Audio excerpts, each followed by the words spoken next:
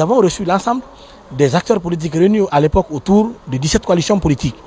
Nous avons demandé sur quels peuvent être les critères possibles pour la mise en place du Conseil national de la transition. Après avoir donné leur avis, c'est sur la base de ça que nous avons fixé les critères. Mais malgré tout cela, la classe politique, au lieu de 15 représentants, nous avons reçu des centaines de propositions venant d'eux, où nous avons à un moment donné été obligés d'arbitrer pour avoir les 15. Après cela, c'est le gouvernement qui a décidé de mettre en place un cadre de dialogue. Mais pour ne pas qu'on soit taxé d'avoir fait un travail unilatéral et de façon solitaire, j'ai reçu l'ensemble des acteurs politiques réunis autour des coalitions de partis politiques.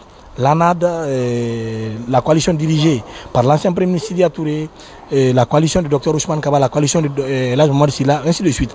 J'ai reçu à tour de rôle l'ensemble de ces coalitions avec à la clé deux questions. Quel type de cadre de dialogue ils souhaitent?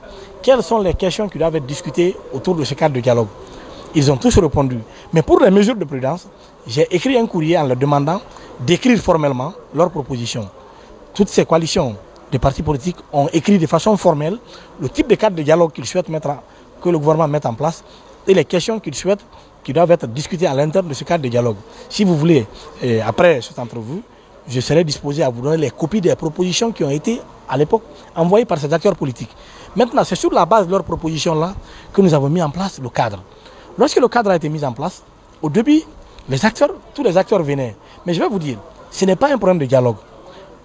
Chaque fois qu'un acteur politique qui dirige une coalition a un problème avec la justice, lui se retire du cadre de dialogue en disant désormais que non, je ne viens plus, il faut qu'il y ait un dialogue sincère.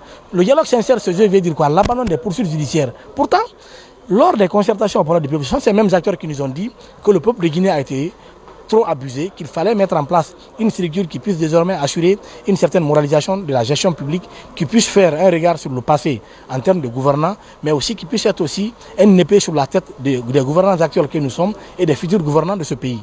Maintenant, aujourd'hui, comme parmi eux, certains acteurs ont été appelés devant cette cour, ils se retirent tout de suite en disant que non, il n'y a pas de dialogue, moi je me retire. Mais ce n'est pas un problème de dialogue, comme on veut faire croire au peuple de Guinée. Mais c'est chaque fois qu'un acteur politique est invité par la justice, tout de suite, lui, sa coalition se retire. Sinon, le cadre de dialogue existe. Dans les jours à venir, nous allons encore convoquer une session pour présenter jusqu'où nous sommes dans le cadre de la mise en œuvre de l'agenda de la transition et avoir leur avis sur un certain nombre de documents avant d'y aller. Maintenant, vous remarquerez que, par exemple, quand je prends la coalition correcte dirigée par Mamadou Sylla, il était à toutes les activités organisées par le CNRD et le gouvernement. Mais dès que lui a été aussi convoqué devant la CRIEF, le lendemain, il a demandé à sa coalition de se retirer du cadre de dialogue. C'est de vous dire que ce n'est pas un problème de dialogue, mais c'est plutôt un problème personnel lié à des individus, malheureusement, qui dirigent des coalitions de partis politiques.